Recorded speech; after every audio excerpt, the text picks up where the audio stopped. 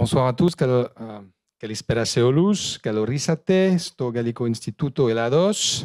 Bonsoir à tous, bienvenue à l'Institut français de Grèce. On commençait à réfléchir sur les débats que nous pouvions organiser à l'Institut dans le cadre de la présidence française de l'Union européenne. Nous avons tout de suite pensé à la question de l'énergie et du climat, parce que c'est un sujet qui préoccupe nos sociétés depuis déjà des années.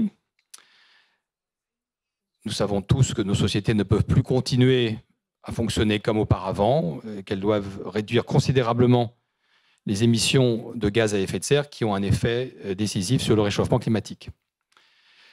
Par ailleurs, l'Union européenne s'est saisie du sujet et a adopté l'année dernière un pacte vert, un ensemble de mesures qui doit permettre aux États de respecter les engagements qu'ils ont pris de réduction de ces types de gaz. Le débat pouvait être vif et il portait principalement sur le calendrier et sur les énergies de substitution à ces énergies fondées sur le charbon, le gaz, le pétrole. Il y avait la question du nucléaire, qui intéresse particulièrement la France, puisque la France a fait le choix il y a 40 ans de s'équiper massivement en centrales nucléaires, ce qui lui permet de produire 70% de son électricité à partir du nucléaire, et 8% uniquement à partir des sources qui rejettent du gaz carbonique. Et puis, le débat a été bouleversé depuis le 24 février par l'attaque de l'Ukraine par la Russie, qui a conduit un certain nombre de pays, notamment nos pays européens, à prendre des sanctions très dures à l'égard de la Russie, et notamment, peut-être, d'essayer d'arrêter ou de diminuer très fortement la dépendance européenne à l'égard du gaz et du pétrole russe. Donc nous avions une urgence climatique avec un calendrier sur plusieurs années. Nous avons maintenant une urgence géopolitique avec un calendrier qui devrait être beaucoup plus ambitieux. Est-ce que ce sera possible? C'est une autre affaire. Donc ce sont les termes de cette équation énergie, climat, géopolitique que ce soir nos invités vont évoquer. Je les présente très brièvement. Monsieur Jaime Masega, qui est directeur de recherche à l'IFRI, l'Institut français des relations internationales, qui est un des principaux think tanks français en matière de politique internationale. Je vais sortir ma petite fiche pour ne pas écorcher les noms des autres intervenants. Phoebe Koundouri, qui est professeure d'économie et directrice du laboratoire sur la durabilité socio-économique et environnementale à l'Université d'économie et de commerce d'Athènes. Et pour modérer ce débat, nous avons le plaisir d'avoir Kostis Hieropoulos, journaliste, spécialiste des questions d'énergie, de géopolitique, de sécurité. Nous vous avions contacté avant l'attaque de l'Ukraine, et nous avons découvert que vous étiez aussi un spécialiste de la Russie, ce qui tombe très bien. Voilà. Très bien. Donc, je vous laisse la parole. Maintenant, à vous d'animer ce débat. Merci.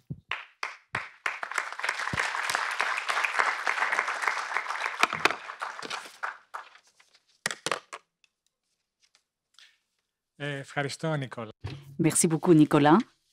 Mesdames et messieurs, bienvenue à l'Institut français.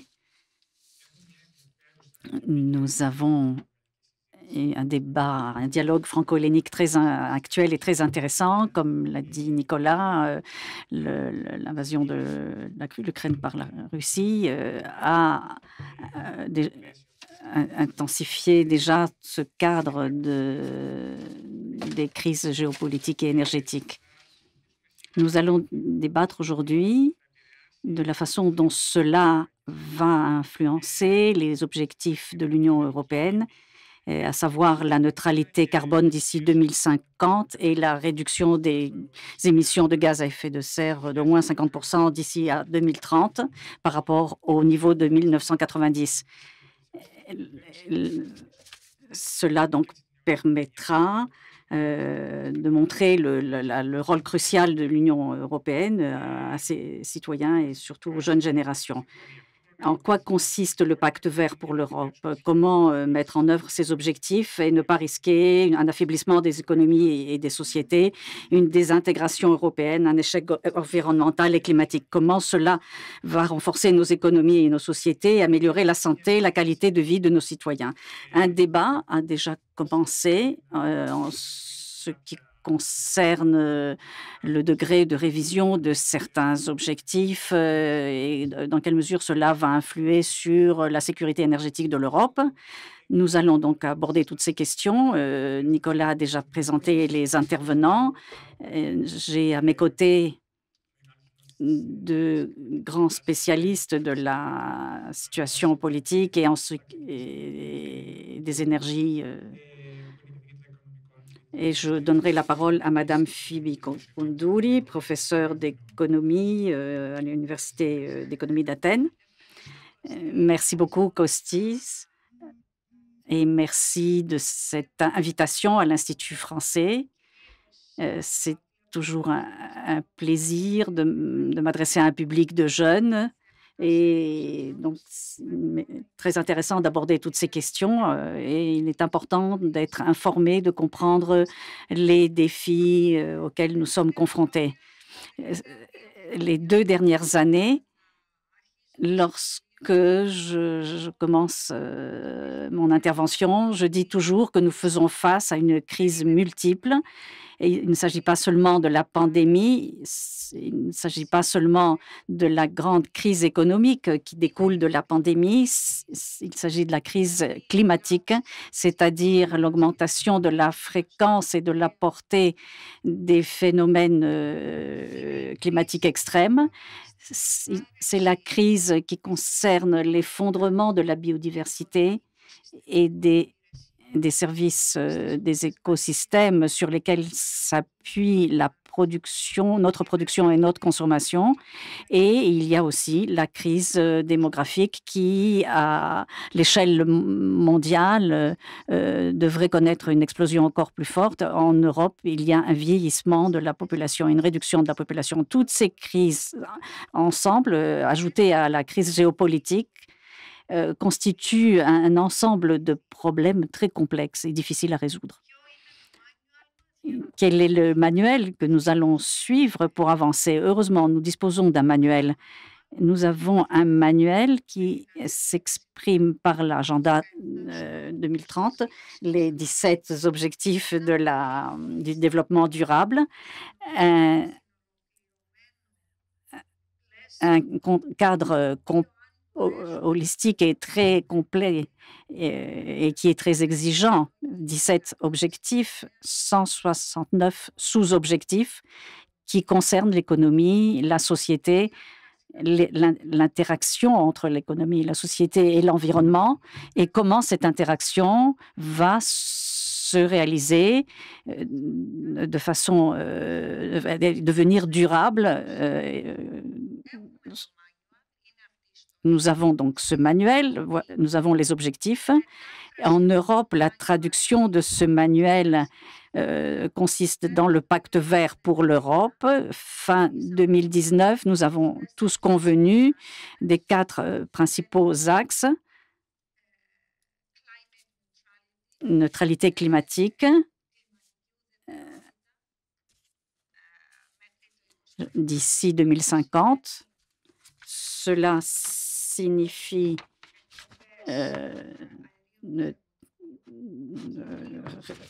réduction des émissions de gaz à effet de serre jusqu'à 0. Deuxième axe, réduction de la pollution. Troisième axe, gouvernance en matière de technologies propres concernant les entreprises européennes. Et quatrième axe, cohésion sociale. Ne laisser personne derrière nous. Ce qui se passe actuellement, c'est qu'en 2020 et juste à la fin de 2019, le pacte vert a été annoncé. 2020, la pandémie.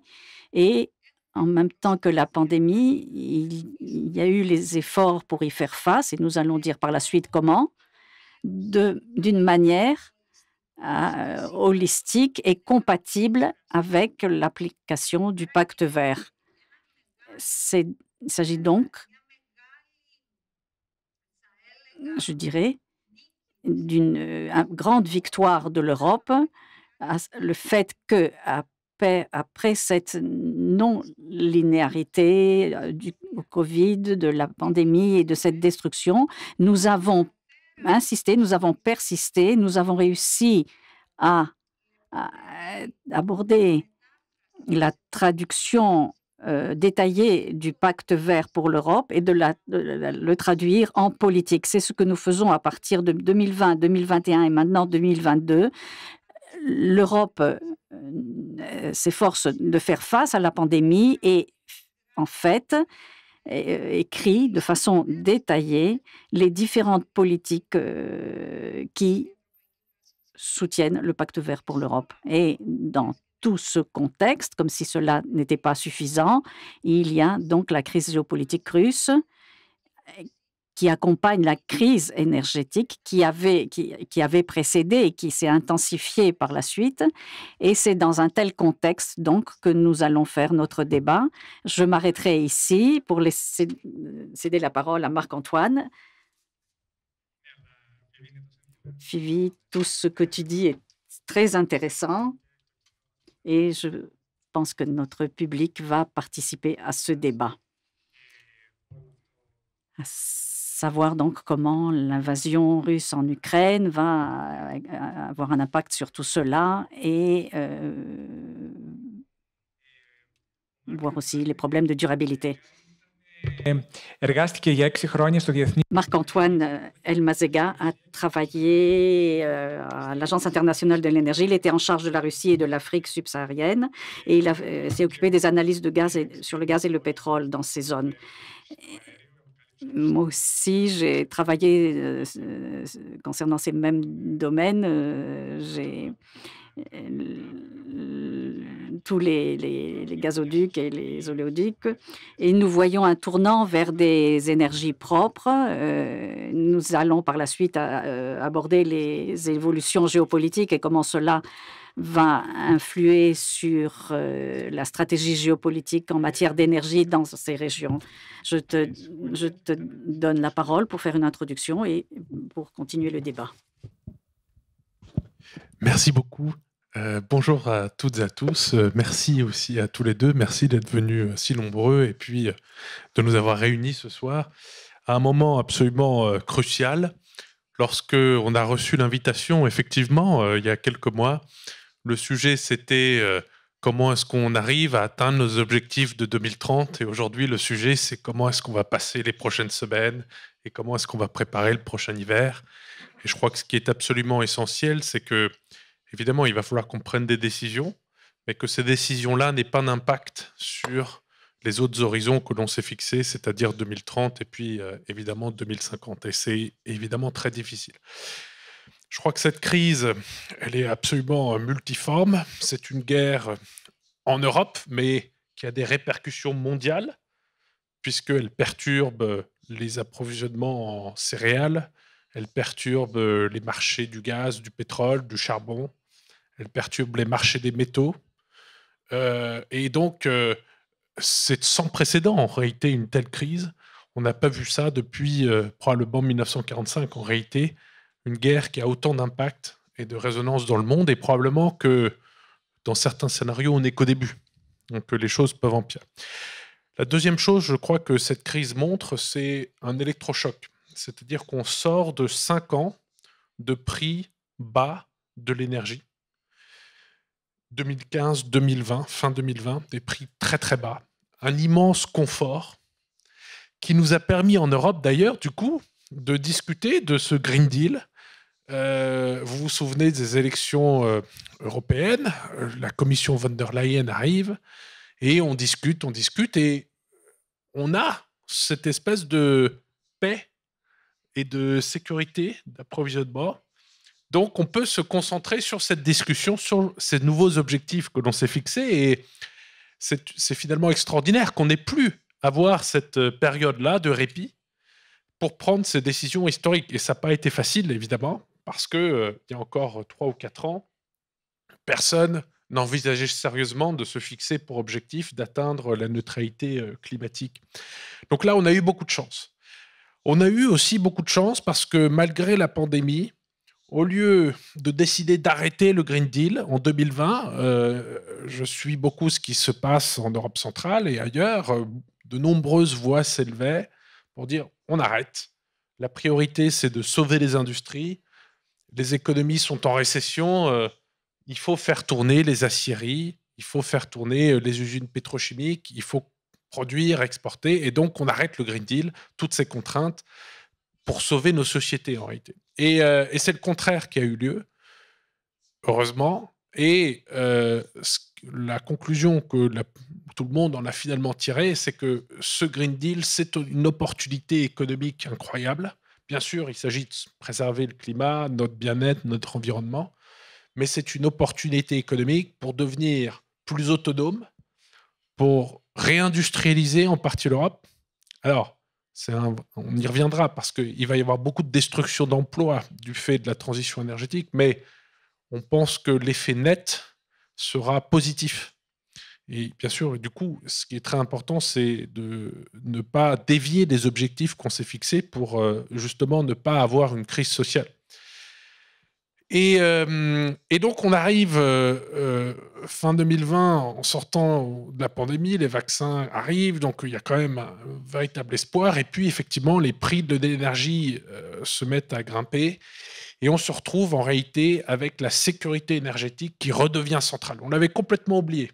Les Allemands l'avaient complètement oublié. Ils ne savaient même plus ce que c'était. Je caricature, mais en gros, on a conçu des trajectoires de décarbonation et des politiques énergétiques qui considéraient que la sécurité énergétique, électrique, gazière, pétrolière, que tout cela n'était plus important. Et finalement, le réveil est très douloureux. Ça vaut aussi pour la France. La France est un pays qui avait considéré que ce n'était pas la peine d'accélérer sur les énergies renouvelables parce qu'on avait le nucléaire. Mais en réalité, on se rend compte aujourd'hui, dans cette crise, qu'on aurait dû accélérer beaucoup plus les énergies renouvelables, bien sûr, en maintenant le nucléaire, on y reviendra. Donc c'est un réveil très douloureux pour tout le monde. C'est aussi le réveil de ceux qui avaient trop misé sur un seul fournisseur. Et aujourd'hui, évidemment, le sujet, c'est d'accélérer quand même notre transition, parce qu'en fait, on n'a pas le choix. 2, le diagnostic reste le bon. C'est une opportunité économique, industrielle. Ça va renforcer notre bien-être à tous. Mais le défi maintenant, c'est de conjuguer toutes ces tensions de court terme et de garder le cap de long terme. Et je vois quelques problèmes. Par exemple, bien sûr qu'il faut, et vous l'avez dit, il faut aider tous les consommateurs, tous les territoires les plus vulnérables. On ne peut pas se permettre de mettre des gens de côté, de mettre des régions, des pays de côté à cause de cette transition. Donc, bien sûr, il faut les aider. Mais quand aujourd'hui, les gouvernements partout en Europe, tout le monde fait pareil, en Grèce, en Allemagne, en France, en Italie, en Espagne, tout le monde fait pareil, réduisent la fiscalité sur les carburants. Pour tous. Ça répond à une urgence, mais c'est un vrai problème, parce qu'il y a 2 problèmes à ça. Le premier, c'est que vous aidez tout le monde, y compris les riches. Donc, ceux qui ont acheté une voiture qui consomme beaucoup, neuve, qui peuvent payer, sont aidés, alors qu'en réalité, ils pourraient payer plus. Et probablement que vous n'aidez toujours pas assez, en réalité, les plus vulnérables. Ceux qui ont des vieilles voitures, des maisons mal isolées, qui n'ont pas le choix pour aller travailler, ont besoin de leur voiture, et de toute façon, ne peuvent pas se payer un véhicule électrique. Donc, je simplifie un peu, mais il y a un vrai sujet. Donc, ce dont on a besoin, c'est quand même de revenir à des politiques plus ciblées. Et il faut qu'on se dise bien une chose, tous, c'est que cette transition va avoir des impacts majeurs sur notre façon de vivre. Ça ne veut pas dire qu'on va vivre moins bien, ça veut dire qu'on va devoir vivre différemment.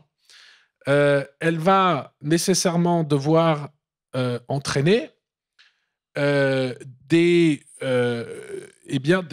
inégalités dans le traitement des uns des autres. C'est-à-dire que ceux qui polluent le plus, qui sont le plus riches, vont devoir payer plus. C'est comme ça, on ne peut pas faire autrement. Les États ne peuvent plus tout faire. Et puis, il va falloir accepter que eh bien, le marché ne peut pas tout, que le marché est plein d'imperfections et que donc il va falloir probablement effectivement de plus en plus aller dans des cadres encadrés, des cadres économiques encadrés ou dirigés. Et le fond du fond, la clé, c'est la tarification du carbone. Ça, c'est clair. C'est l'outil le plus efficace que l'on ait. Et donc, il ne faut pas y voir forcément une contrainte, mais on vit dans un monde global, intégré, effectivement. Et je vais m'arrêter là parce que je suis un peu long, et nos entreprises sont exposées à la concurrence extérieure.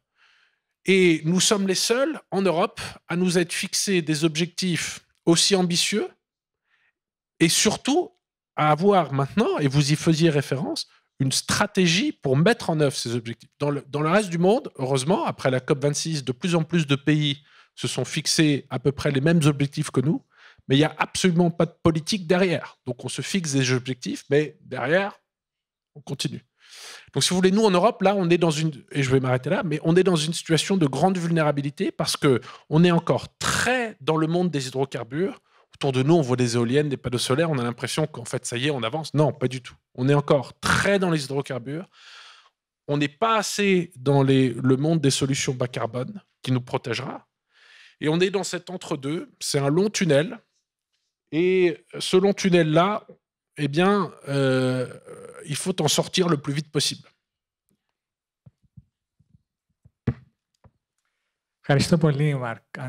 Merci beaucoup, Marc-Antoine. Tu as raison. On a besoin d'une stratégie.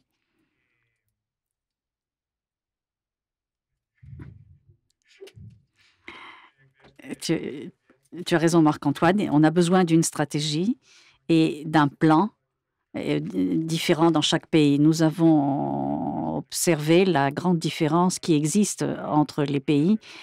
Comme autrefois, je suis souvent allée au Danemark et je vois à quel point ils sont en avance sur des questions d'énergie renouvelable en éolienne. Et nous, dans le sud, et on parlait tout à l'heure avec Phoebe Konturi, du parc éolien et du parc solaire qui a été implanté en Grèce.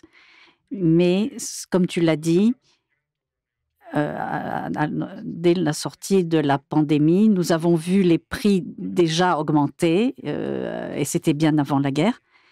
Et bien sûr, la guerre a entraîné une hausse drastique des prix. Et Phoebe, je voudrais te demander, bien sûr, les prix vont se réduire à l'avenir et on verra beaucoup plus de voitures électriques, etc. Et lorsque cette crise géopolitique va prendre fin et lorsque des investissements auront lieu.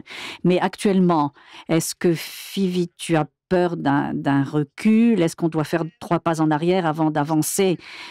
Costi, tout dépend du degré de notre intelligence. Ça dépend de nous, comment nous allons aborder cette crise. Moi, je dirais de façon descriptive, presque vulgarisée, je me trouve dans ce domaine depuis 25 ans. Je suis professeur dans ce département depuis 25 ans, plusieurs années en Angleterre et certaines autres années en Grèce. J'ai eu l'occasion de parler en Europe et en dehors de l'Europe avec des centaines, pour ne pas dire des milliers d'hommes politiques. Jusqu'à il y a 3 ans, lorsque on disait les investissements dans les énergies renouvelables doivent être importantes parce que leur coût se réduit, ce sont des énergies propres, c'est-à-dire qu'ils n'ont pas un impact important sur l'environnement ni sur la santé de l'homme, et parce que nous les contrôlons, du moins en ce qui concerne l'Europe ou l'Europe du Sud, nous pouvons les contrôler. C'est quelque chose que nous produisons nous-mêmes. Elles ont donc, ces énergies, 3 points forts importants face aux lignites, face au gaz naturel. Personne, aucun des hommes politiques ne disait « oui, vous avez raison, on va trop lentement ». Maintenant, avant la guerre, lorsque la crise énergétique a commencé, et je vais expliquer pourquoi cette crise a commencé, tous, les mêmes personnes, qui, 3 ans auparavant, disait tout va bien, on ne peut pas aller plus vite, les énergies renouvelables sont plus chères par rapport au lignite et au gaz naturel et nous n'avons pas les infrastructures nécessaires et il n'y a pas de risque devant nous. Les mêmes personnes, les mêmes acteurs politiques disent maintenant, mais pourquoi est-ce qu'on a accusé un tel retard et à qui la faute? Et l'un l'impute à l'autre. Cela montre que nous avons un déficit substantiel de planification à moyen terme et à long terme. Lorsque les développeurs d'énergie peuvent faire des projections, des prévisions concernant le coût de la technologie qui sont favorables et qui montrent que les énergies renouvelables par unité sont nettement moins chères que les combustibles fossiles et vont le devenir encore plus vite. Il y a 3 ans, c'était la projection. Et lorsque l'on sait très bien que l'empreinte laissée par les combustibles fossiles, on ne peut plus le supporter. Et pourquoi cela? Parce que le changement climatique et l'effondrement des écosystèmes a de tels effets négatifs sur la société, sur les hommes.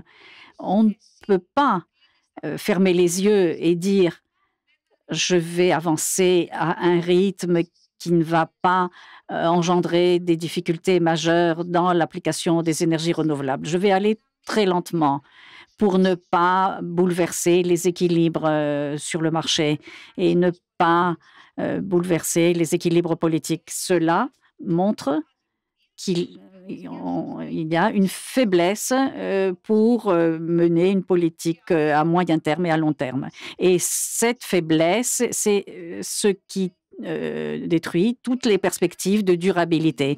Je veux souligner ici que la durabilité concerne notre survie en tant qu'espèce sur la planète et cela ne concerne pas la protection de l'environnement. La planète à elle seule, sans nous, peut survivre dans des conditions encore plus difficiles que celles que nous vivons. Et nous, ce qui nous intéresse dans la durabilité, c'est notre survie sur cette planète. Et si effectivement, cela nous intéresse, nous devrons traduire cet intérêt en information et en savoir dans la société civile plus largement, afin qu'ils puissent choisir les gérants, les administrateurs des ressources publiques et les gouvernements et qui pourront mettre en place une planification à moyen terme et à long terme et qui pourra assurer notre survie sur cette planète. Nous nous sommes donc trompés sur le fait d'avoir investi trop tardivement sur les énergies renouvelables. Et, tardivement au niveau du temps et aussi au niveau du rythme. Et actuellement, la crise énergétique découle en fait du fait qu'il y a eu un hiver trop froid et donc d'une demande accrue d'énergie, un été trop chaud, donc demande accrue d'énergie de nouveau, et une crise très grave, une crise énergétique très grave en Chine qui conduisait à des coupures de courant fréquentes. La Chine s'en est sortie très vite. Elle a acheté du gaz naturel liquéfié. L'Europe n'a pas avancé assez vite et nous avons abouti à dépendre du gaz naturel de nos voisins en Europe orientale et aussi à vivre à connaître une demande accrue, une hausse importante de la demande et non de l'offre. Et il y a eu donc aussi des dysfonctionnements qui ont été entraînés par le Covid. Le Covid a engendré des discontinuités, des dysfonctionnements dans la chaîne des valeurs, et cela a rendu encore plus difficile l'estimation correcte de la quantité d'énergie dont nous aurons besoin. Et finalement, il y a eu une mauvaise gestion. Je vais profiter de ce que tu viens de dire pour poser une question à Marc-Antoine, qui, en tant que directeur du Centre de l'énergie et du climat, et aussi parce que tu as suivi toutes les questions géopolitiques en Méditerranée orientale. Au début, il y avait un accent qui a été mis sur l'Afrique concernant les éoliennes ou les énergies vertes. Pour qu'il y ait une énergie verte en Europe, nous avons vu cela au niveau du Maroc et d'autres pays où il y a eu des investissements. Nous voyons le câble qui relie la Grèce. Et tous les investissements s'étaient arrêtés au niveau du gaz naturel, et il y avait juste certains gisements qu'on voyait vers Chypre. Est-ce que tu penses que cela ravive un petit peu cette question du gaz naturel et des extractions? Est-ce que cela ravive donc ce débat? Merci pour cette question. Et c'est évident que en Grèce, on ne sait pas ici la frontière de l'Europe. La frontière de l'Europe, elle est quelque part au milieu de l'Afrique, en réalité, évidemment, au sud. Et on ne peut pas faire notre transition ici tout seul, être exemplaire et avoir un mur du carbone à nos frontières avec nos voisins qui, en fait, ne sont pas du tout sur ces trajectoires-là. Et alors, avant de répondre très directement à ta question, je crois qu'il y a pour nous un enjeu clé, c'est que c'est très bien d'essayer de viser la neutralité carbone chez nous, mais il faut qu'on emmène nos partenaires, nos voisins, et en particulier en Afrique du Nord et en Afrique subsaharienne. Il y a, tu l'as cité, le Maroc, énormément de projets positifs, de développement positif, en Égypte aussi.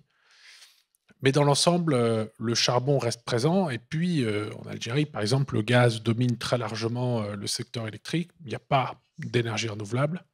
Et puis, en Afrique subsaharienne, c'est le problème de l'accès à l'électricité et à une cuisson propre.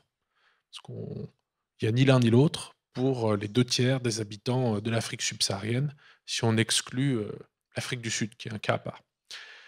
Alors, aujourd'hui, les technologies sont mûres, sont là, les business cases sont là pour accélérer l'accès à l'électricité et à une cuisson propre en Afrique subsaharienne. On peut le faire en 10 ans. C'est l'un des objectifs du millénaire des Nations Unies. On peut le faire. Et il serait dramatique que la crise de la Covid et maintenant la guerre en Ukraine nous fassent complètement oublier cet enjeu-là, parce que si on ne règle pas ce problème-là, et pourquoi je dis on, c'est pas du tout parce qu'ils peuvent pas le faire eux-mêmes, non, c'est parce qu'en fait il faut des capitaux pas chers, il faut beaucoup d'argent pas cher pour pouvoir faire ça. Malheureusement, on aura des problèmes extraordinaires puisque tu l'as évoqué tout à l'heure, mais le climat se dégrade de façon très très rapide là-bas. Le deuxième point concernant la Méditerranée, c'est vrai que nous, en Europe, on a commencé à arrêter, quand on dit politique énergétique, pendant très longtemps, c'était l'offre, produire du pétrole, du gaz, de l'électricité, etc. On commence en Europe maintenant à penser demande, réduire la demande. C'est long, c'est compliqué. Réduire la demande, il n'y a pas une entreprise qui réduit la demande. Il y a On peut identifier les entreprises qui produisent du gaz, du pétrole, etc. On ne peut pas identifier celles qui réduisent la demande. C'est plus compliqué. Mais au sud de la Méditerranée, au nord de l'Afrique, on pense encore quand même très largement demande. Donc, c'est vrai qu'il y a des ressources en hydrocarbures. On en voit d'ailleurs ailleurs en Afrique. Et ce qui est clair, c'est qu'on va sortir de cette crise avec de plus en plus de projets qui vont être développés parce que les pays au sud nous disent, écoutez, nous, on a des ressources, on en a besoin pour nous développer. Et ce n'est pas vous au nord qui allez nous priver de ce droit-là, puisque vous avez fait la même chose pendant 300 ans ou 200 ans. Donc, évidemment, ça va aller de l'avant. Et je crois que là, le défi pour nous, c'est de pousser autant que possible les solutions alternatives, bas carbone. Mais, par exemple, il peut faire sens dans des pays d'avoir énormément d'énergie renouvelable et quelques centrales à gaz en appoint pour venir assurer l'équilibre lorsque c'est nécessaire. En ce qui concerne les projets ici en Méditerranée, je suis quand même frappé par une chose, c'est qu'en réalité, ces crises-là et l'objectif de 2030 et 2050 nous disent quoi? Nous disent ne construisons pas de nouvelles infrastructures immenses, très chères, qui vont prendre beaucoup de temps à être construites. Concentrons-nous sur l'optimisation de ce qu'on a déjà et sur ce qui peut être installé et fait rapidement, parce que économiquement, c'est ça qui fait sens. Ça fait sens. Donc, oui, s'il y a des opportunités pour utiliser du gaz ou du pétrole dans la région, faisons-le. Mais ne le faisons pas pour qu'on relance finalement cette demande-là pendant 30 ans, mais faisons-le là pour des questions de sécurité. C'est clair, il faut le faire parce qu'on est dans une situation de menace majeure, mais ne le faisons pas pour verrouiller des consommations et des émissions dans la durée. Et un dernier mot, si vous permettez. Je crois que cette guerre et ces crises multiples dont on parle nous donnent tous une chance extraordinaire. C'est d'être tous, là, vous, tous, consommateurs, citoyens, acteurs, vous faites beaucoup de choses, variées évidemment. Eh bien, dans chacun de nos rôles, nous pouvons être des acteurs du système électrique, du système énergétique aujourd'hui. Et comment? Eh bien, en réduisant notre consommation. Réduire notre consommation, ça ne veut pas dire revenir à l'âge de pierre. Ça veut dire éteindre les lumières, réduire la clim, réduire le chauffage, peut-être réfléchir, est-ce qu'on doit vraiment faire ce trajet en voiture ou est-ce qu'on ne peut pas prendre un bus ou un train? Est-ce qu'on doit vraiment aller là ou est-ce qu'on peut faire autrement? Voilà, ça c'est hyper important ces prochaines semaines, ces prochains mois. Et la somme de nos actions individuelles à l'échelle européenne peut avoir un impact absolument majeur. Absolument majeur. Donc en fait, c'est la première fois où finalement, chacun peut devenir un résistant face à la hausse des prix et face à toutes ces tensions énergétiques dans lesquelles on est.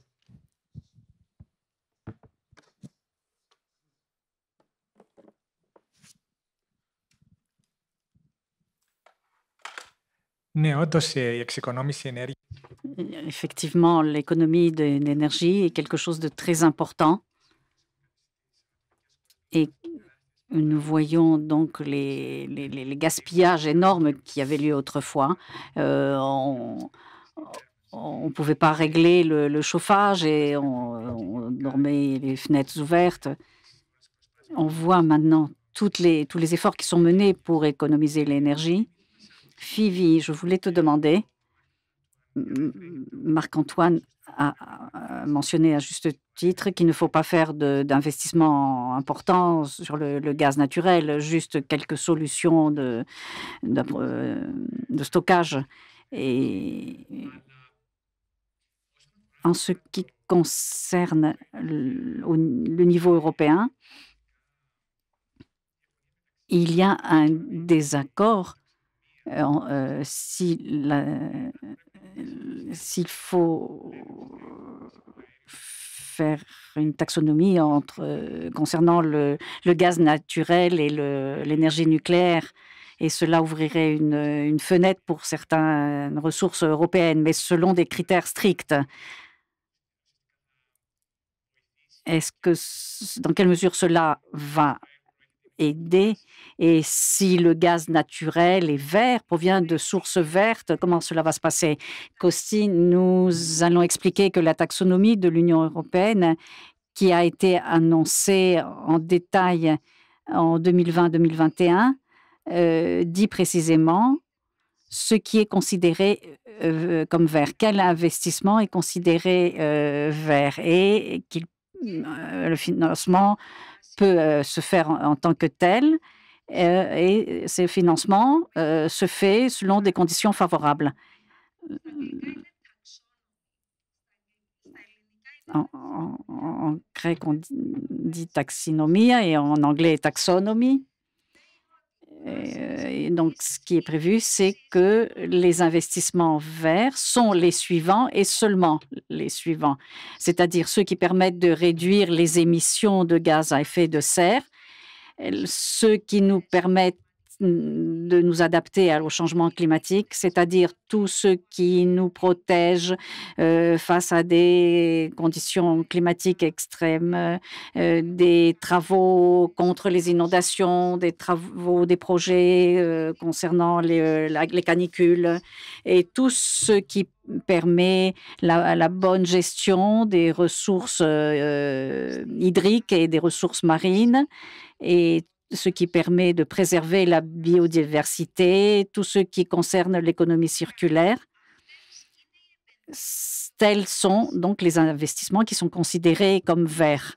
Et cela, et la priorité, bien sûr, vient aux énergies renouvelables, la transition vers une économie circulaire, c'est-à-dire une utilisation juste des ressources naturelles et que les déchets soient recyclables à 100%. C'est en cela que consiste l'économie circulaire et que je puisse utiliser les déchets d'un processus de production en tant qu'un flux, un input dans un autre processus de production. Donc, voilà l'économie circulaire.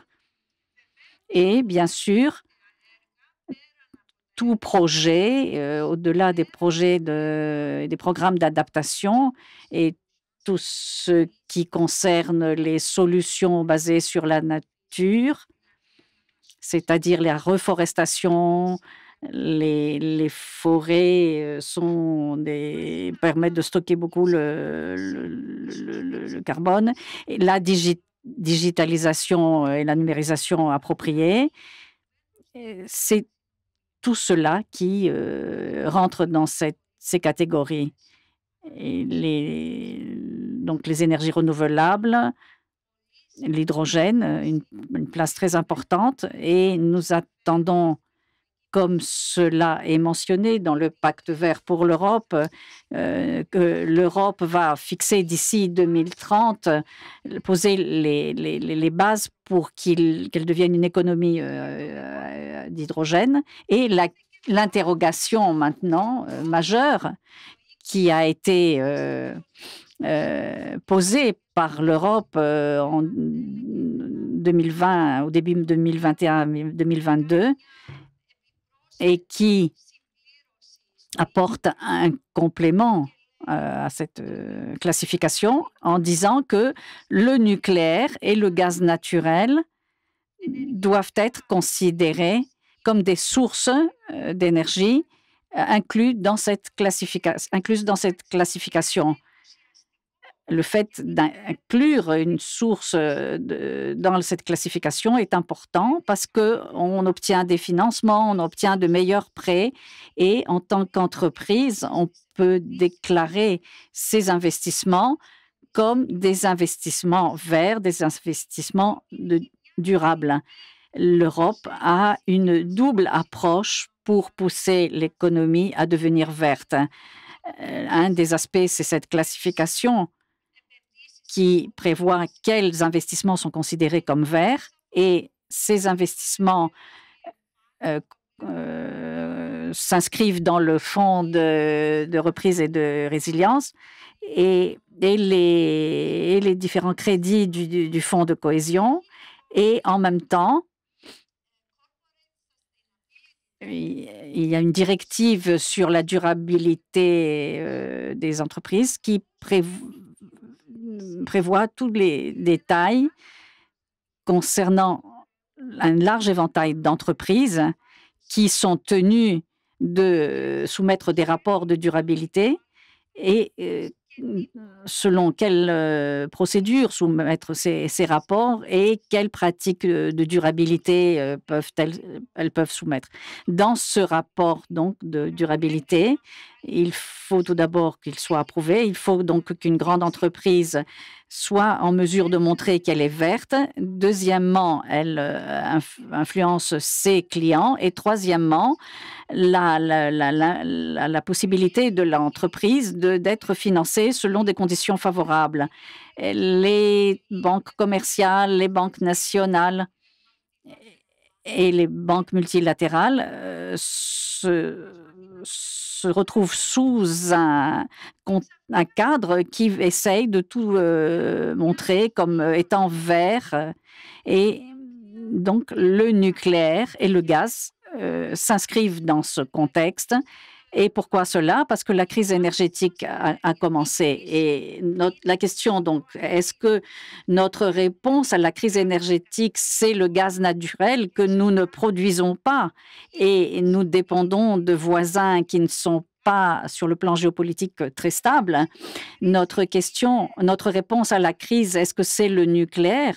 Nous le produisons, mais en aucun cas, ni l'énergie nucléaire, ni le gaz naturel ne sont verts. Ils ont un impact important, une empreinte importante sur l'environnement. Le gaz naturel engendre des émissions. L'énergie nucléaire a des déchets toxiques à long terme. Par conséquent, il m'est très difficile, moi qui travaille dans ce domaine, et on essaye de trouver les bonnes voies à suivre sur le plan technologique, sur le plan financier, pour arriver à la durabilité. Il m'est difficile d'admettre que brutalement, on inclut dans cette classification deux sources d'énergie qui ne sont ni bon marché, elles sont beaucoup plus chères que les énergies renouvelables, elles ne sont pas bonnes pour l'environnement et elles ne sont pas bonnes pour la santé de l'homme, et nous ne les contrôlons pas, nous ne les maîtrisons pas. Et je veux préciser ici que la classification porte sur de nouveaux investissements. Et on ne parle pas de la nécessité d'utiliser ici, dans cette crise énergétique et géopolitique, le lignite, le nucléaire, le gaz. Je comprends cette nécessité, mais il m'est difficile de comprendre ce qui est clairement une erreur sur le plan techno-économique. Pourquoi procéder à de nouveaux investissements dans le domaine nucléaire et le gaz naturel dès lors que ces énergies sont très chères et surtout en fonction des conditions posées par la classification, parce que le but est de réduire les risques qui émanent de ces sources d'énergie. Et pour réduire les risques, il faut réaliser un investissement très coûteux et à long terme par rapport à des investissements dans les énergies renouvelables. À mon sens, donc, c'est une voie erronée, et je considère que cela concerne deux pays puissants en Europe dont l'énergie est produite par du gaz naturel et par le nucléaire. Et ce ne sont pas seulement ces deux pays, mais aussi les autres pays qui ont du gaz naturel et un grand pourcentage de gaz naturel et de nucléaire. Et il y a un peu cette inertie, c'est-à-dire je préfère rester là où je me trouve, surtout maintenant qu'il y a une crise, plutôt que de trouver la voie propre, peu coûteuse et plus rapide vers la durabilité.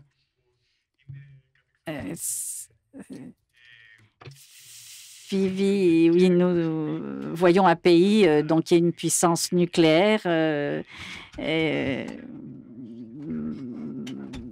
Marc-Antoine, quel est ton avis sur l'énergie nucléaire et le gaz naturel?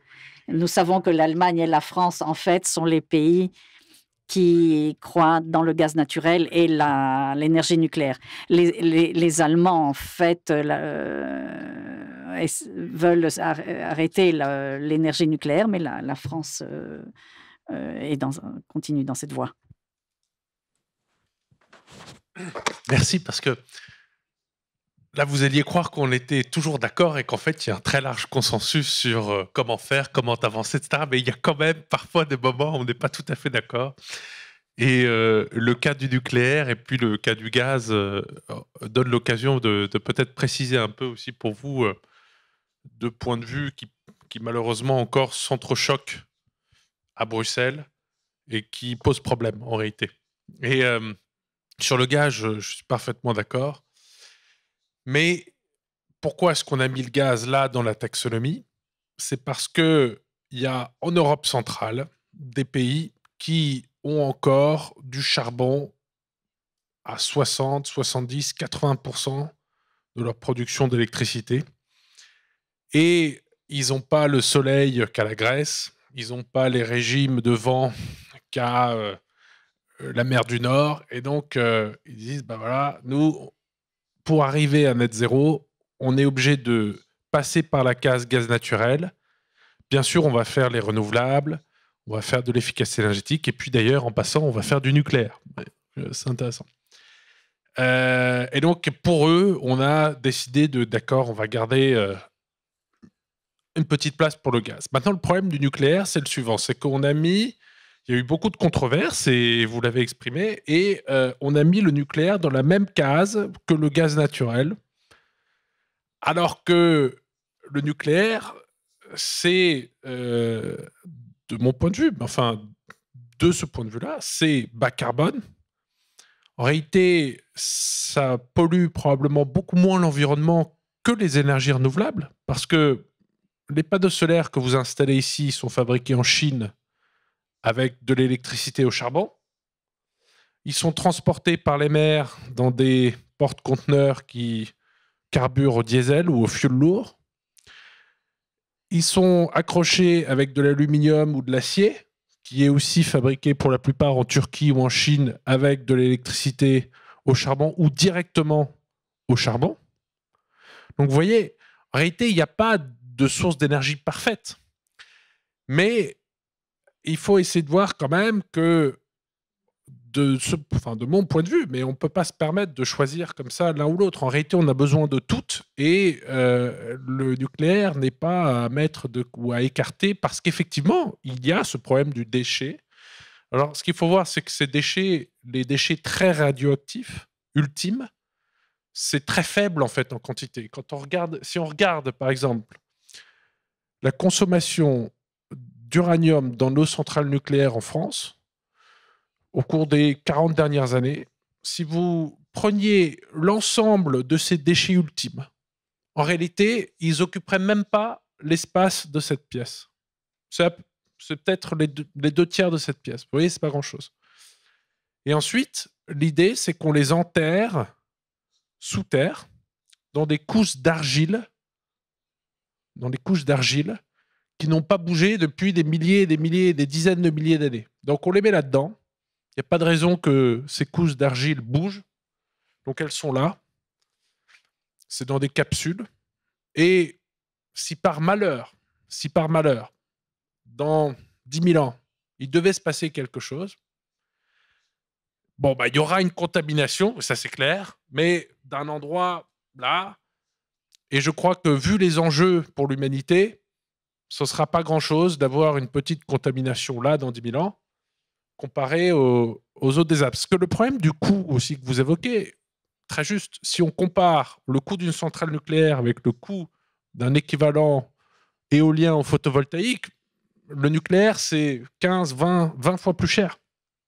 Mais le photovoltaïque ou l'éolien, le problème, c'est que ça marche quand il y a du vent, ça marche quand il y a du soleil. Mais vous et nous, et les industries, consomment de l'énergie en permanence. Alors, bien sûr, on peut stocker, mais le stockage coûte cher.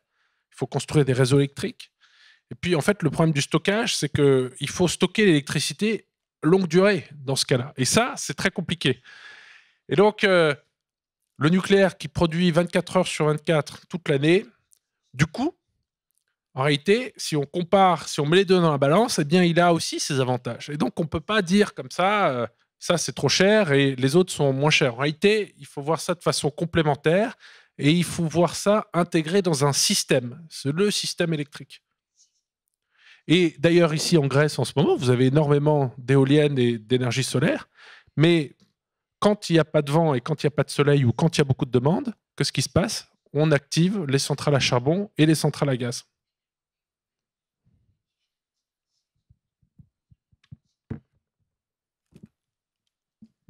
Je vois que le débat devient de plus en plus intéressant. Je veux juste dire 2 mots, Costier.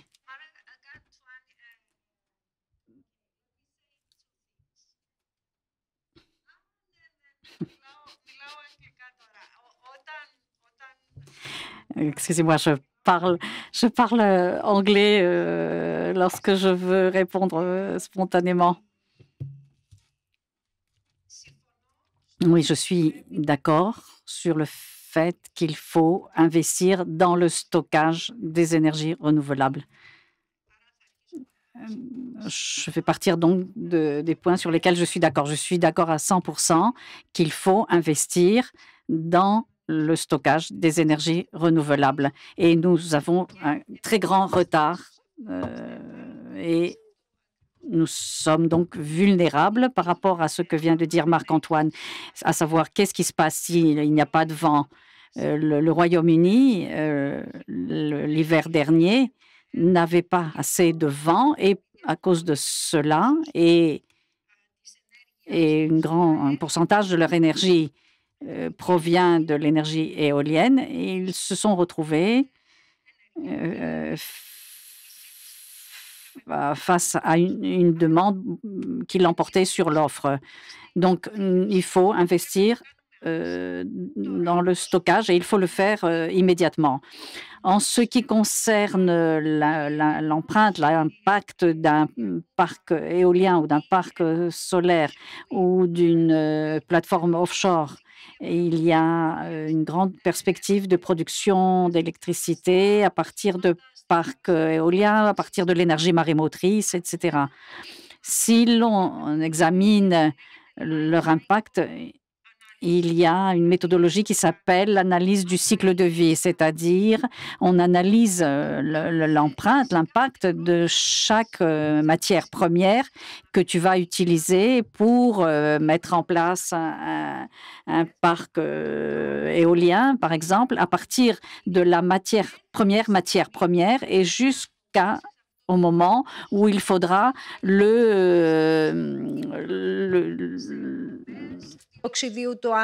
détruire.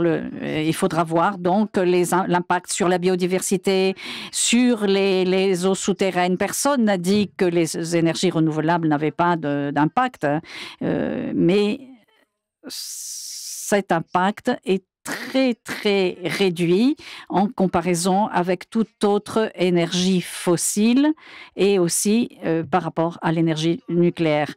Cet impact peut se réduire encore plus à travers l'économie circulaire. Je suis d'accord avec les propos de Marc-Antoine.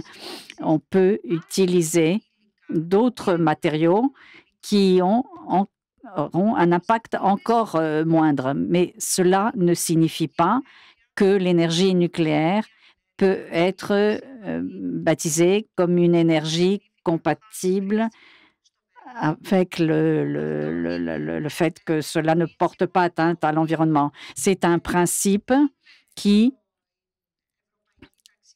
existe dans la taxonomie européenne et dans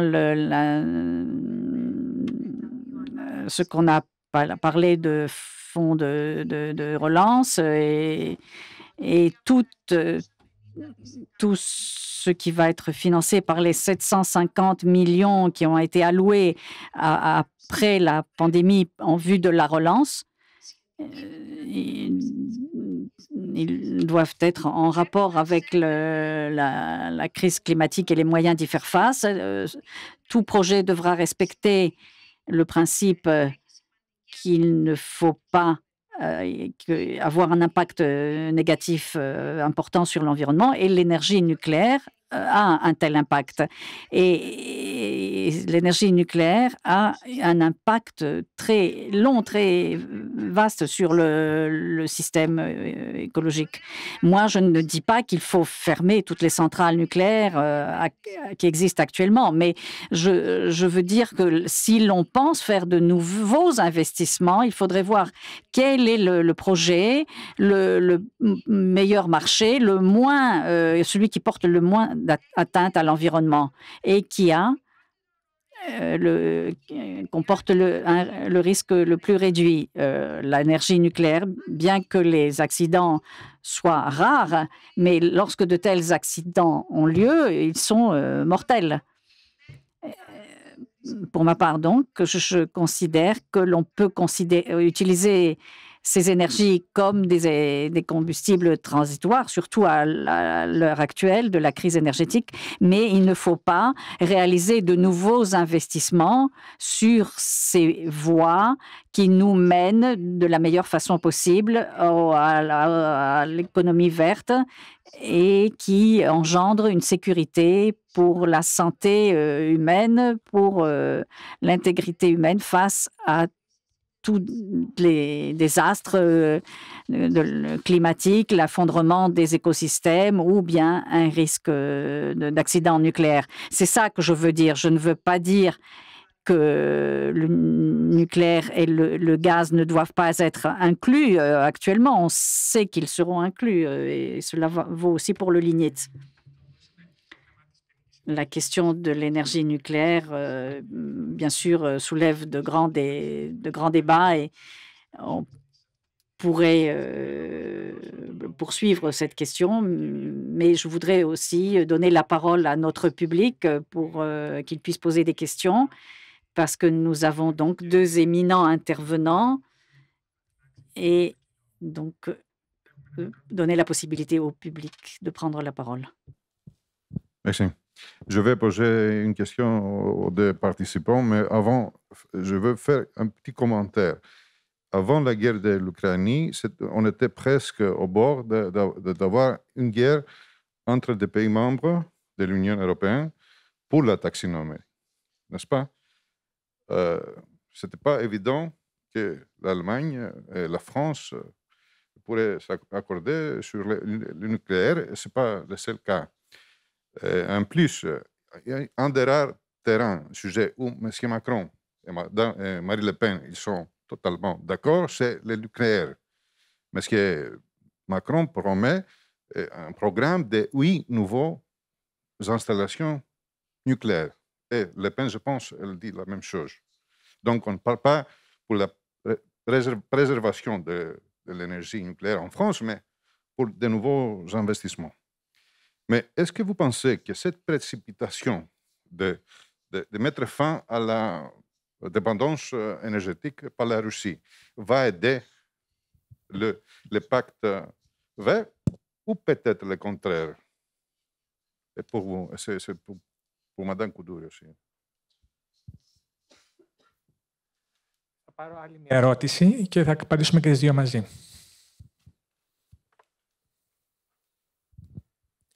Καλησπέρα σας. Παναγιώτης Μίχος στην εφημερίδα Το Βήμα. Je suis journaliste au journal Tovima. La discussion est très intéressante. Monsieur Mazega a dit tout à l'heure qu'il ne faut pas créer de nouvelles constructions qui seront importantes et qui vont durer longtemps. Et moi, je voudrais que cela soit un peu plus clair. La gazoduc qui aurait pu aider à la réduction de la dépendance face au gaz russe. Cela n'est pas un projet que l'Union européenne devrait réexaminer. Et sinon, pourquoi? Et si oui, est-ce que c'est la guerre qui a un impact sur ce changement? Nous allons commencer donc par ces deux questions. Marc-Antoine. Parfait. Merci beaucoup.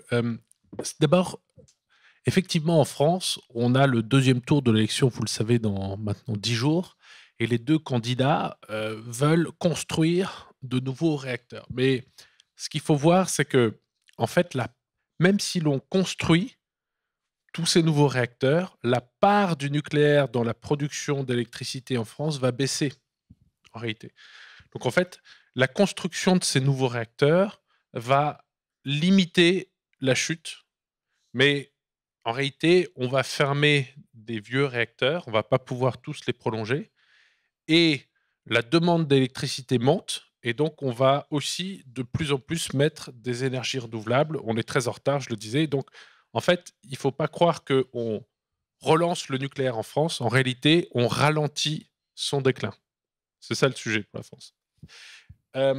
Une réponse très rapide, selon moi, sur le gaz et ce qui est en train de se passer. En réalité, si les approvisionnements en gaz russe s'arrêtent, ça serait un choc immense. Mais on va se rendre compte qu'on peut tout à fait, dans 2 ans, se passer du gaz russe. Et puis, dans 5 ans ou dans 10 ans, du gaz tout court. Ça va aller très très vite après, je pense. Pour les raisons dont on évoquait, c'est-à-dire que les renouvelables sont là, tout un tas de technologies arrivent, etc. Et je suis parfaitement d'accord, le nucléaire, là, à court terme, ces 5 prochaines années, ne nous aidera pas, le nouveau nucléaire. Parce que quand vous lancez un chantier, il y en a pour 10 ans. Par contre, ce qui va nous aider, c'est si la Belgique, alors vous êtes loin ici de la Belgique, mais pour nous, c'est sur la plaque continentale, c'est très important. Donc, si la Belgique prolonge 2 de ses réacteurs, si l'Allemagne ne les ferme pas tous, voilà, tout ça peut aider à la sécurité des approvisionnements électriques. Et puis, sur le l'EastMed, le sujet, c'est quoi? Vous avez le choix entre des infrastructures qui existent déjà, dont les investissements ont déjà été faits, et l'option de construire de nouvelles infrastructures dont vous ne connaissez pas encore exactement les coûts, qui vont mettre plusieurs années à être réalisées, dans un marché qui, on sait, va décliner, forcément, puisqu'on va vers la neutralité carbone et qu'on a les objectifs de 2030. Donc, le choix rationnel reste le suivant, c'est utiliser autant que possible toute l'infrastructure qui existe déjà. Donc, ça veut dire les terminaux GNL en Égypte. Et les utiliser au maximum. Au maximum, l'investissement est déjà fait, donc utilisons ça. Alors, s'il faut raccorder, faire un petit bout de tube sous l'eau pour rejoindre l'Égypte, bien sûr, faisons-le.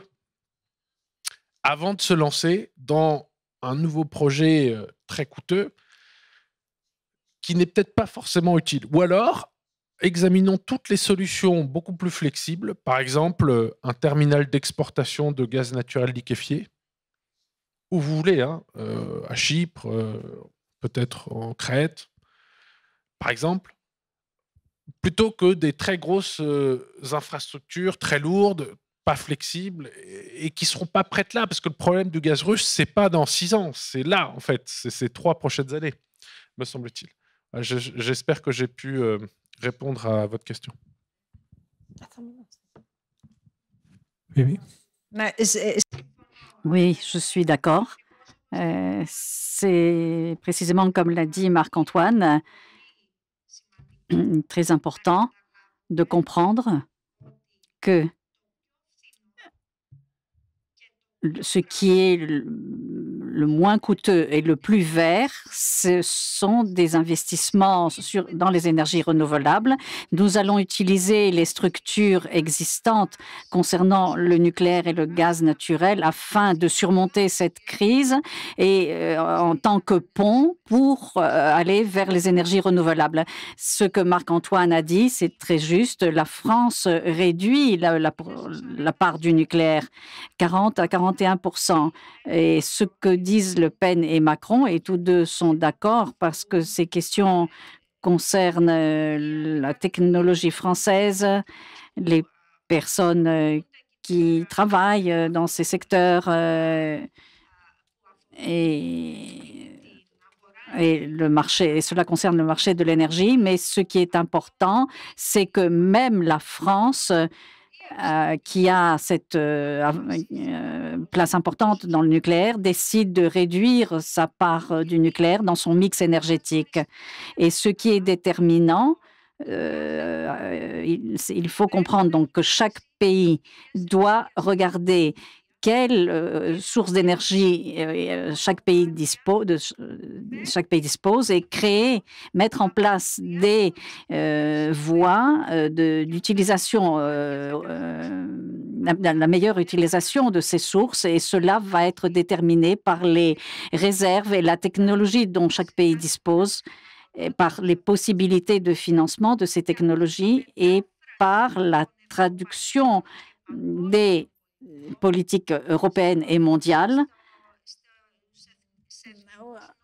dans des législations et des règlements nationaux.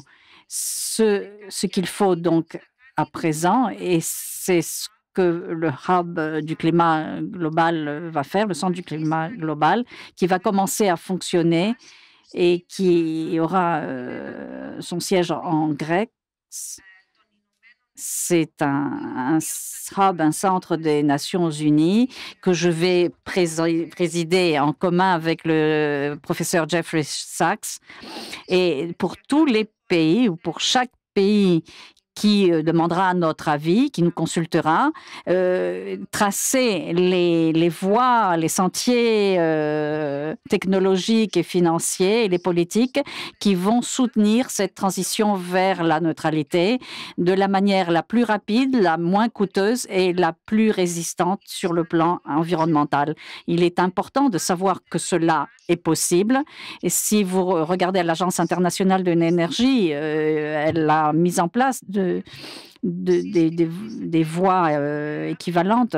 Et je dois souligner qu'il ne s'agit pas seulement de l'énergie, mais aussi de la production alimentaire. Et il y a la mobilité.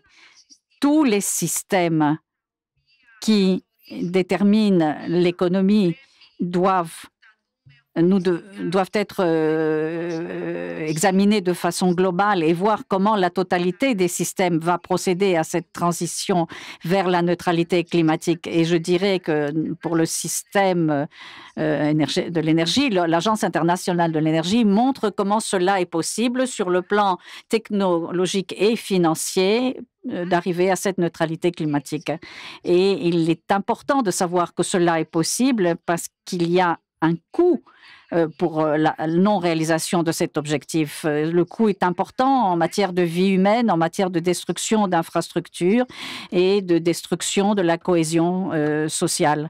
Les effets, les conséquences se comptent par milliards de dollars par an.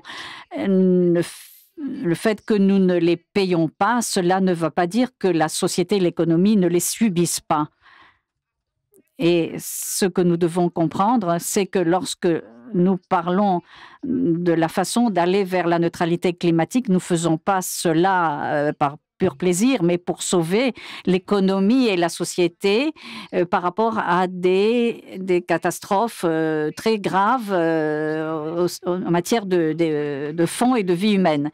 Et le Climate Hub va certainement aider à la durabilité et montrer un peu la façon de procéder par la suite.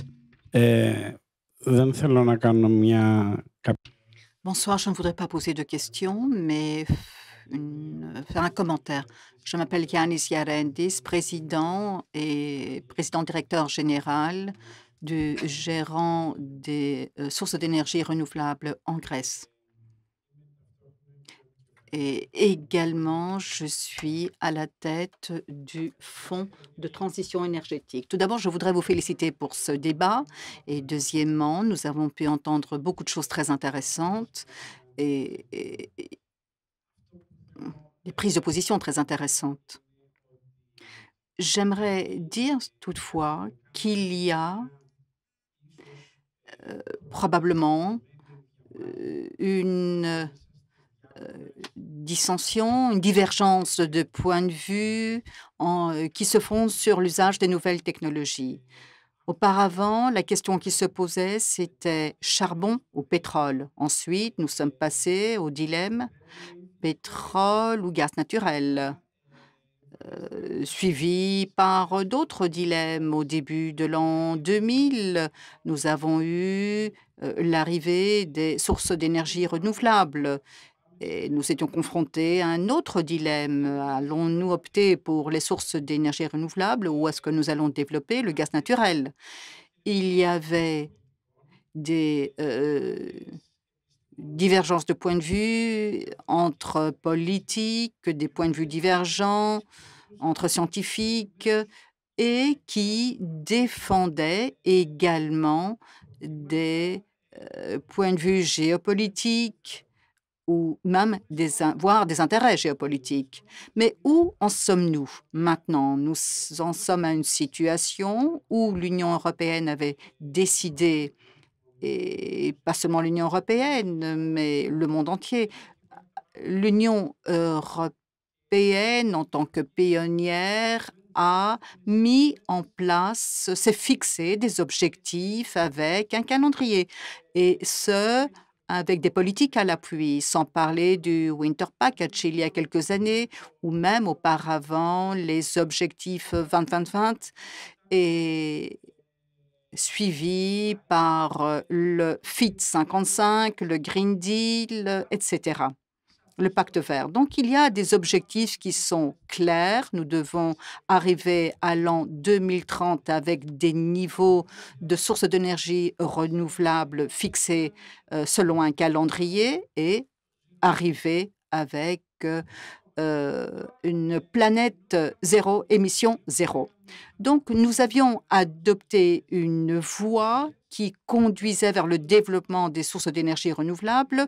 Nous sommes maintenant confrontés à cette crise énergétique qui annonçait d'une certaine façon la situation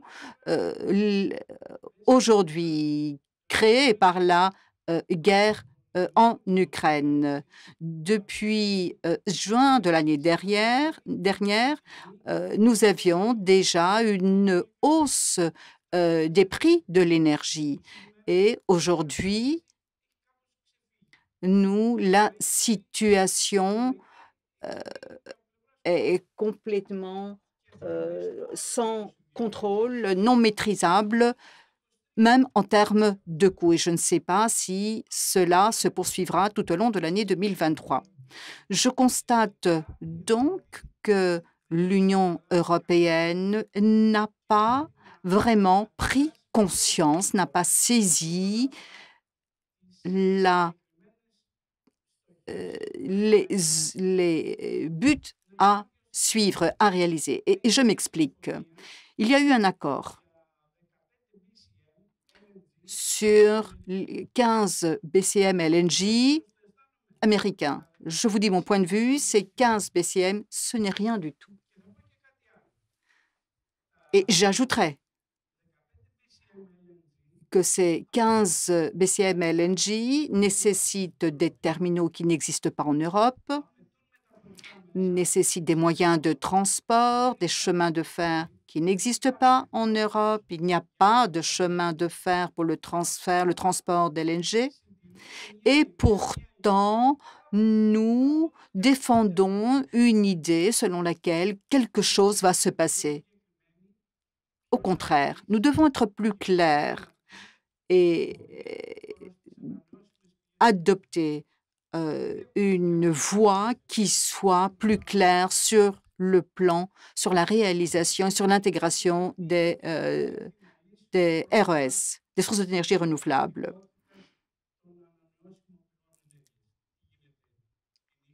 La question également qui se pose avec les éoliennes, c'est que faisons-nous lorsqu'il n'y a plus de soleil, il n'y a pas de vent? Nous avons besoin de stockage, mais lorsqu'on parle de stockage, nous sommes confrontés à deux graves problèmes. Tout d'abord, la question du coût.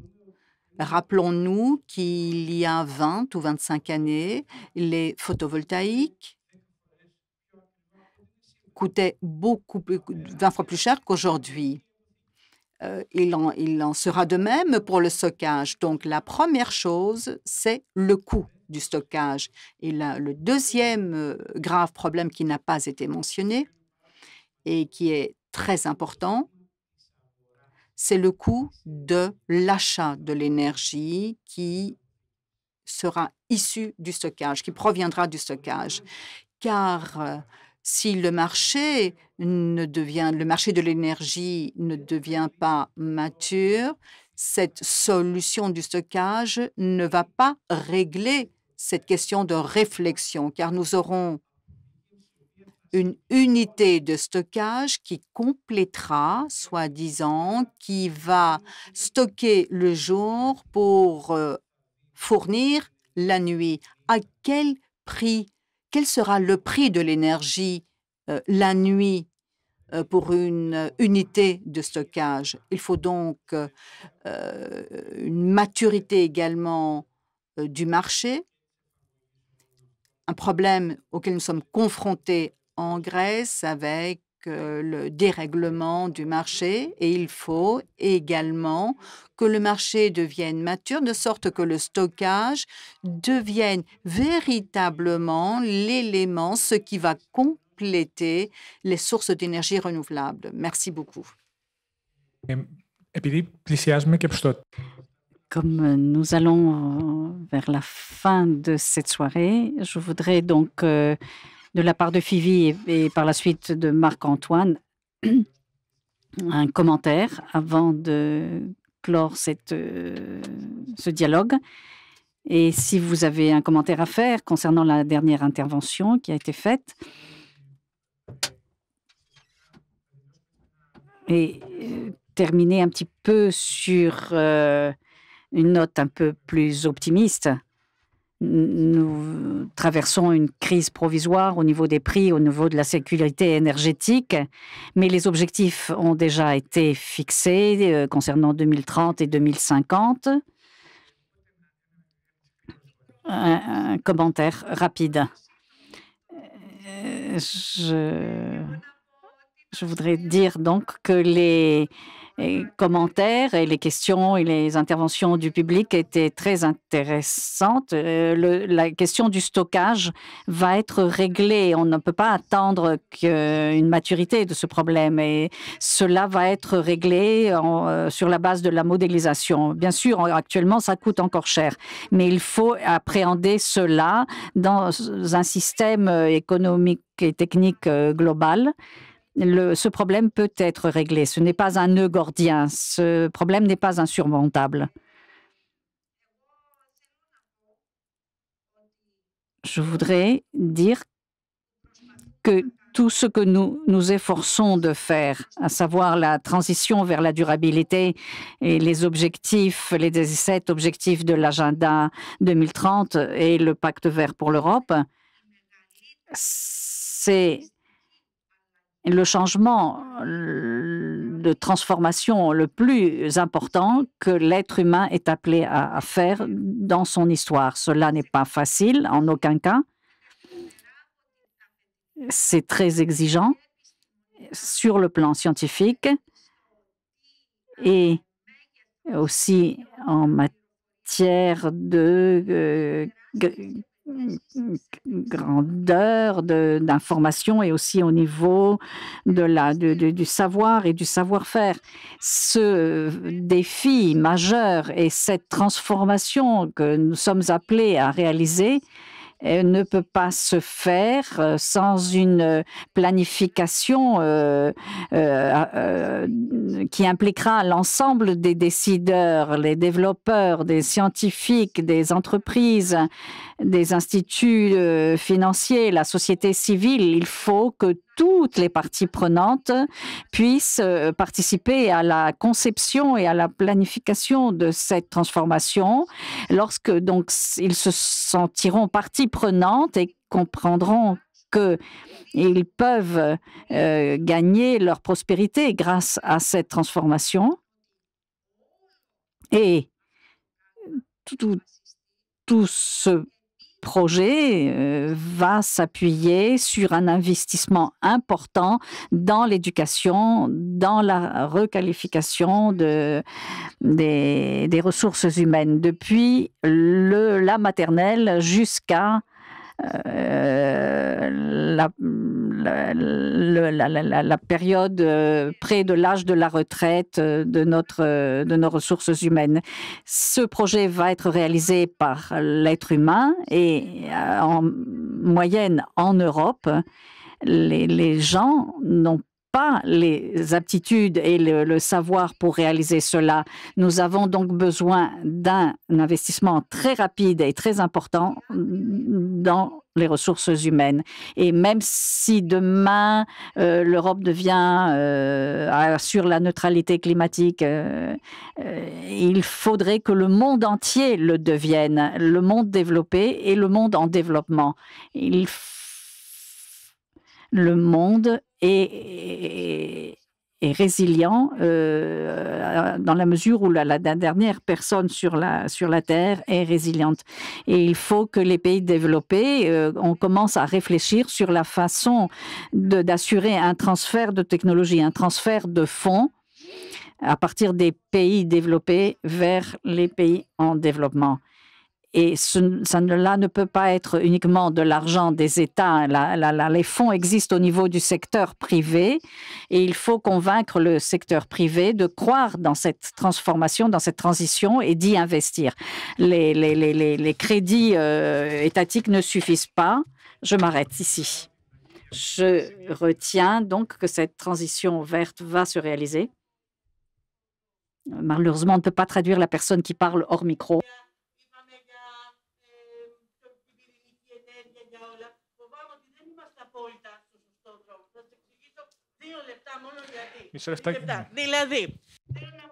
Je veux dire, en politique, la France assure la présidence de l'Union européenne. Il y a 27 pays. La France assure la présidence pendant 6 mois. La France doit régler un problème très grave. Monsieur Macron, le président Macron, qui est en pleine période électorale, essaye de régler le problème de l'Ukraine. Il y a eu aussi le problème de Tchernobyl en Ukraine, à la frontière avec la Russie. Et le problème que la France doit régler en tant que présidence de l'Union européenne, c'est donc ce problème, ce désastre nucléaire. Et bien sûr, il y aura ce hub international dont vous avez parlé, Madame Phoebe, mais est-ce qu'on aura le temps? Parce que si Tchernobyl connaît des explosions successives à partir de 1986, le cancer de nouvelle génération, etc., et l'histoire se répète maintenant, en 2022. L'histoire de 1986 concernant...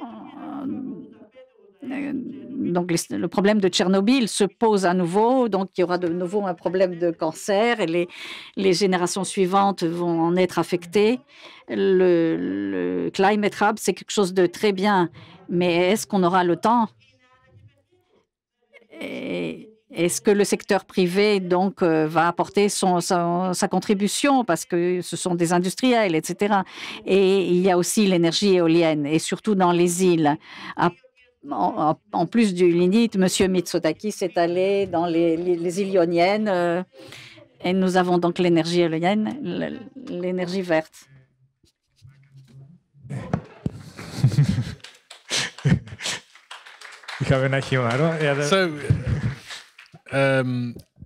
Non, je crois que je peux que être d'accord. Alors, pas tout à fait d'accord. C'est vrai que Tchernobyl était une catastrophe épouvantable, mais c'était une catastrophe parce que les opérateurs de la centrale étaient irresponsables. Et il faut bien se dire une chose, c'est que si on avait arrêté à ce moment-là le nucléaire dans le monde, on aurait mis encore plus de centrales à charbon et il y aurait eu probablement 1000 000 fois plus de morts que du fait de la catastrophe de Tchernobyl. Le charbon tue quand même à peu près 100 000, voire 1 million de fois plus que le nucléaire, d'après les statistiques. Non, je crois que je peux que être d'accord avec ce dernier propos qu'on n'a pas assez abordé dans la discussion, qui est celui de la formation, de la sensibilisation. Ça commence à l'école, je suis tout à fait d'accord. Il y a un immense chantier là, et votre présence à toutes et à tous, parce que vous êtes pour la plupart plus jeunes que nous, et nous sommes très jeunes, hein, bien sûr, mais vous aussi. Non, je crois que c'est très, très encourageant. Il y a 20 ans, quand je faisais mes études, c'était des sujets qui n'apparaissaient même pas, et je suis vraiment très impressionné par votre degré d'intérêt pour ces sujets-là. Et donc, voilà, les choses vont dans le bon sens, mais vous l'avez aussi évoqué, madame, la question, c'est le temps. Est-ce qu'on aura assez de temps? Donc, il faut courir en réalité. C'est un sprint maintenant, c'est plus c'est un sprint, mais sur 42 km sur le temps d'un marathon, en fait. Donc, c'est pas évident, ouais. Merci à toutes et à tous.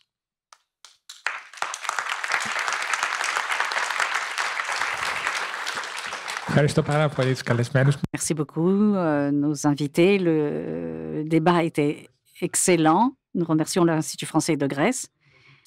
Nous remercions le public et à bientôt.